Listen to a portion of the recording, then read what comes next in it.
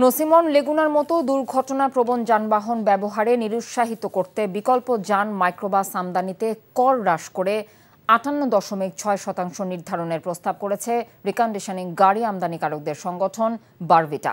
দুপুরে রাজধানীর আগারগাঁয়ে এনবিআর ভবনে সংস্থাটির সঙ্গে প্রাক বাজেট আলোচনায় এমন প্রস্তাব দেয় বারভিটা। এ সময় বিক্রি করা ফ্ল্যাটের নিবন্ধন ফি প্রায় অর্ধেকে নামিয়ে আনার আহ্বান জানায় ভবন নির্মাতাদের সংগঠন রিহ্যাব। আর দেশীয় টাইলসের উৎপাদন পর্যায়ে বিদ্যমান 15% সম্পূরক শুল্ক এবং স্যানিটারি পণ্য উৎপাদন পর্যায়ে 10% সম্পূরক শুল্ক সম্পূর্ণ প্রত্যাহারের দাবি জানায় সেরামিক উৎপাদন ও রপ্তানিকারকদের সংগঠন বিসিএমইএ। আলোচনায় এনবিআর চেয়ারম্যান জানিয়েছেন, ব্যবসা বান্ধব পরিবেশ তৈরিতে সব ধরনের সহযোগিতা করবে এনবিআর।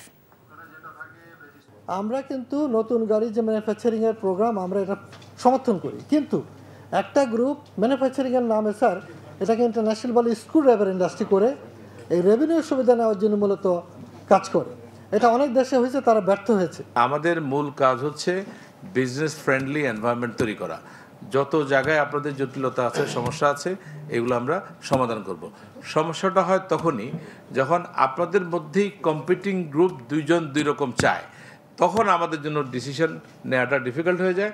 তখন আমরা একসাথে বসে বুঝে যেটা দেশের জন্য ভালো সেটা করি।